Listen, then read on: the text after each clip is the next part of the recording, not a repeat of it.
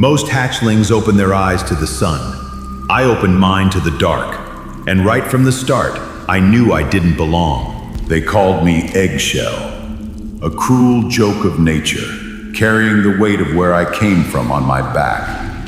Then I met him, an outcast, just like me. Only he had a gift I'd soon bet my life on. His own kind didn't want him. He was a glitch in their perfect, horrifying system.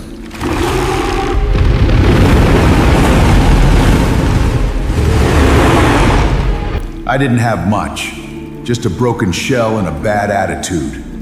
But I knew what it felt like to be left behind. We didn't shake on it. We didn't have to. The world outside wasn't meant for us. Not anymore. The giants, the kings of the dirt, reduced to puppets by a parasite.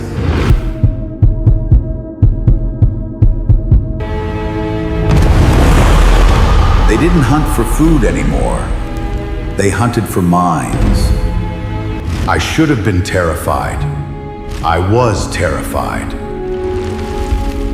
But then, my little stowaway started to sing. Not a song you hear, a song you feel.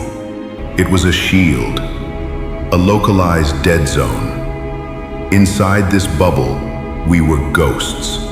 I looked at the impossible landscape ahead. If we were going to survive, we couldn't stay in the dark forever. So, the half-hatched lizard and the broken light bulb went for a walk. Right through the Valley of the Mad Kings. He had to keep the frequency perfect. One slip, one missed beat. See, and we'd be nothing but a snack. But he held it. We were alive. His song kept the big ones out of our heads. But out here, there were other things with regular, hungry eyes. Scavengers. The ones too fast or too small for the parasites to care about. And my glowing friend here was basically a neon sign saying, "Eat us." I had to dim the lights without breaking his concentration. We held our breath. Well, I did. I wasn't sure what he was doing. First lesson of the new world. Invisibility is complicated.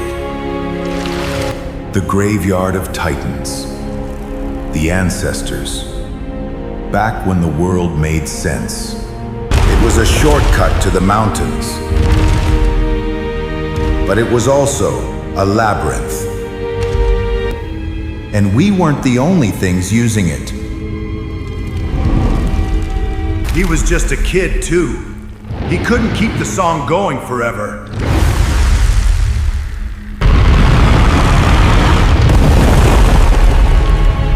The shield dropped. And suddenly, we were on the radar. Time to improvise. He saved me. Now it was my turn. I didn't have magic, but I had a hard shell and a lot of gravity. The parasite was smart, but the host was still a dumb lizard. Noise equals food. We bought ourselves a few more miles. But we couldn't afford another glitch. He looked like a dying ember, burning himself out just to keep us off the menu. I didn't know what he ate. I didn't even know if he did eat. But I had to try something. Night didn't bring sleep. It just brought out the true face of the infection. At night, the swarm communicated. A massive, silent network of nightmares, all glowing in the dark. We were a blue spark in a purple fire. If the shield dropped now, every host in a 10-mile radius would converge on us. The nursery. where the swarm grew the things they planted on the giants' heads.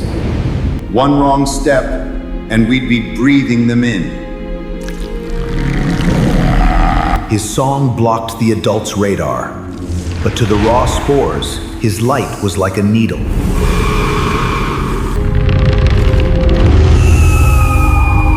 Run!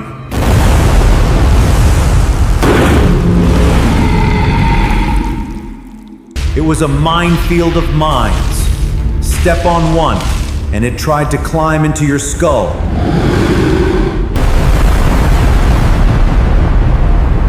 We made it to the rocks. The parasites, they needed the mud. They couldn't follow. I looked back down at hell, and I didn't plan on ever going back. The giants were too heavy for the mountains. Up here, it was just us, the wind, and the rocks. We were safe from the swarm. But mountains have teeth of their own. We traded the fire for the ice, and I learned pretty quick that cold doesn't care if you're a monster or a mouse. My blood was built for the swamp. Up here, it was turning to slush. But the little guy, he was full of surprises. He swapped the cloaking frequency for something else, something warm. We found a plateau. Thought it was a break in the climb. Turns out, it was someone's front porch. To survive out here, you have to know when you're the predator and when you're just a snack in a very big bowl.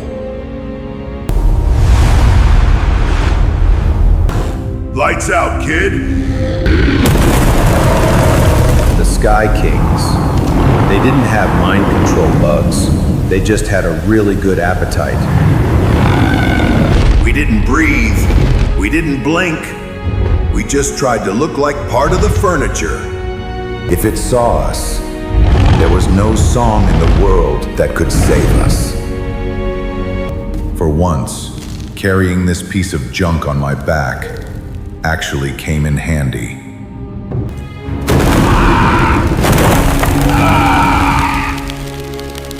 Well, so much for blending in.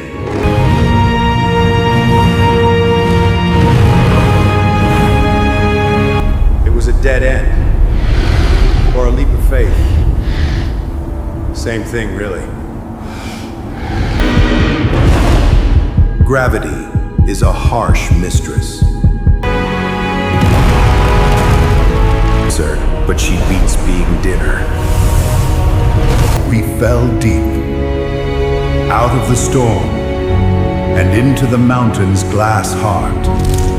He lit back up, and for the first time since this whole nightmare started, things actually looked pretty. We were battered, freezing, and hopelessly lost. But we were together, and down here, the monsters couldn't reach us. The mountain didn't just hide us, it kept records. A museum of the world before the rot set in. There they were, the real kings, no strings attached, just pure, unadulterated apex predators. I never knew them, but looking at him, I realized exactly what the swarm stole from us. We found the core, the heart of the mountain. And it wasn't just made of rock. It was an acoustic mirror. Every note he sang, the room sang back, 10 times louder.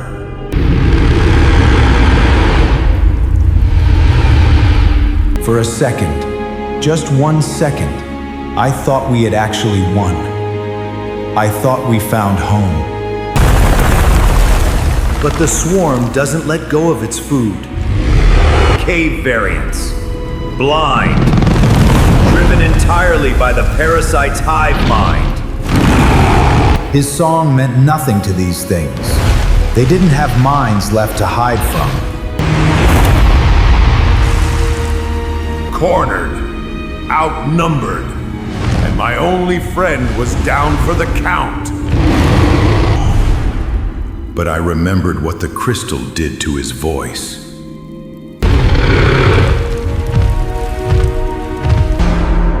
I didn't need to sing.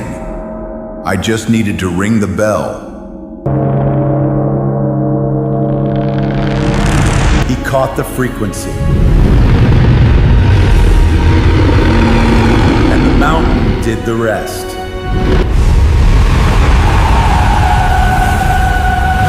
It was an EMP for the mind.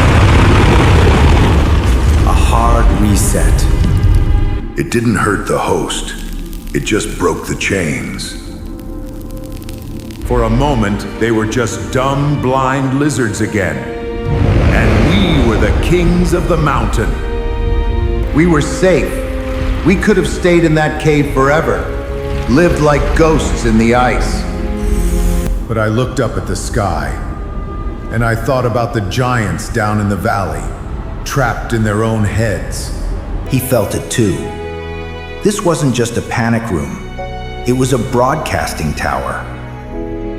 It was going to take everything he had, every spark, every note. It could burn him out completely. But he didn't hesitate. Outcasts don't run from a fight. They end them. He took a deep breath, and he sang the song of our people, the weird ones.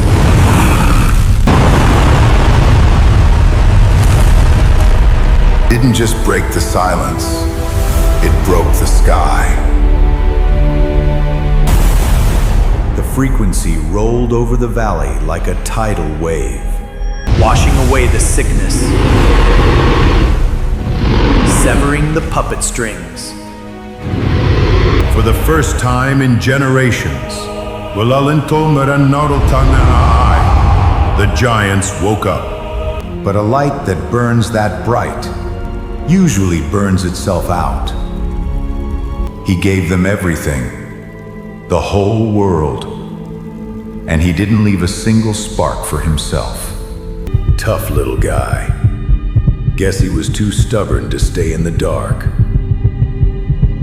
We didn't go back down. Not yet.